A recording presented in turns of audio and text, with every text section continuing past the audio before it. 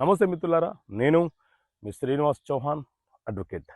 మిత్రులారా, ఒక వ్యక్తికి అంటే ఒక తండ్రికి సంబంధించిన ఆస్తి వివిధ ప్రాంతాలలో ఉన్నప్పుడు వారసులు భాగ పంపిణీ కోసము ఏ న్యాయస్థానములో కేసు ఫైలు చేయాలి?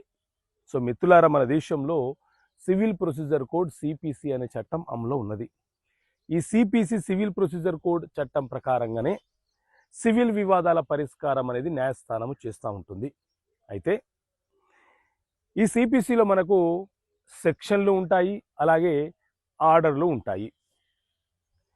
ఈ సిపిసి చట్టం ప్రకారంగా ఎవరైనా ఒక వ్యక్తికి పూర్వీకుల నుంచి వచ్చినటువంటి ఆస్తి వివిధ ప్రాంతాలలో ఉన్నప్పుడు అతని వారసులు ఆ ఆస్తులను భాగ పంపిణీ చేసుకోవాలనుకున్నప్పుడు చట్టబద్ధంగా ఏ న్యాయస్థానంలో ఫైల్ చేయాలి అని అంటే, ఏదైనా ఒక న్యాయస్థానంలో అంటే వాళ్ళ ప్రాపర్టీ, వాళ్ళ తండ్రి గారి ప్రాపర్టీ వివిధ న్యాయస్థానాల పరిధిలో వచ్చే సందర్భాలు ఎదురైనప్పుడు ఏదైనా ఒక న్యాయస్థానంలో అన్ని ప్రాపర్టీలకు సంబంధించిన డాక్యుమెంట్లను, మార్కెట్ విలువను జతపరిచి ఏదైనా ఒక న్యాయస్థానంలో suit for partition and separate position అనే కేసు ఫైలు చేసుకొని, మా తండ్రి గారికి మేము ఇంతమంది వారసులము, మా తండ్రి గారికి ఆస్తులు వివిధ ప్రాంతాలలో ఉన్నాయి అని చెప్పి ఆ మార్కెట్ విలువల ప్రకారంగా న్యాయస్థానంలో కోర్టు ఫీజు చెల్లించి పార్టీషన్ సూటు ఏదైనా ఒక న్యాయస్థానంలో